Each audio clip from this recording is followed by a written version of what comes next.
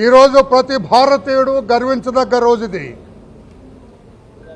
భారతదేశం అంటే ఆషామాషిగా తీసుకొని ఉగ్రవాదులతో దాడులు చేయించి 29 మందిని మట్టుబెట్టిన ఈ పాకిస్తానీ ప్రభుత్వానికి బుద్ధి చెప్పాలనే ఉద్దేశంతో భారతదేశ ప్రధాని నరేంద్ర మోడీ గారు ప్రపంచవ్యాప్తంగా దేశాలన్నిటిని కూడా సమన్వయం చేసుకొని పాకిస్తానీలు చేసిన తప్పు అందరికీ తెలిసే విధంగా అందరికీ ప్రపంచవ్యాప్తంగా తెలియజేసి నిన్న సర్జికల్ స్ట్రైక్స్ ద్వారా పాకిస్తాన్ దేశస్తులకి ఒక బుద్ధి చెప్పారు. ఖబర్దార్ అని ఆయన గొంతెత్తి వెలుగు చెప్పినట్టుగా నిన్న దాడి జరిగింది.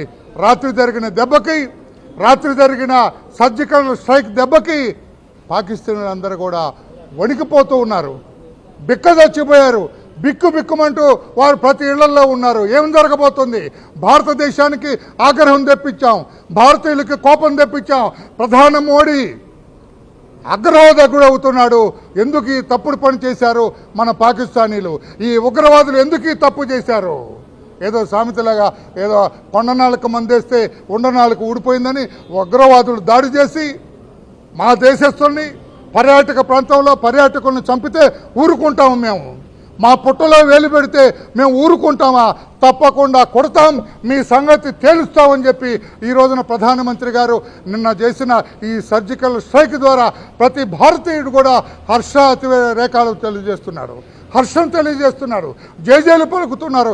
ఇదే విధంగా పాకిస్తానీలు నోరెత్తకుండా, పాకిస్తానీలు మన దేశం వైపు చూడకుండా ప్రధానమంత్రి గారు ఇంకా కట్టుదిట్టమైన చర్యలు తీసుకోవాలి. ప్రతి భారతీయుడు మీ వెంటున్నారు, మేమందరం మేము ఉంటాం, మీరు తీసుకున్న ప్రతి చర్యలో మేము భాగస్థులం అవుతాం, మీ వెంట నడుస్తామని చెప్పి కూడా తెలియజేస్తూ ప్రధాని మోడీకి ప్రభుత్వానికి కూడా ఈ సందర్భంగా అభినందనలు జేజేలు తెలియజేస్తున్నాం. జై భారత్, వందే వందే.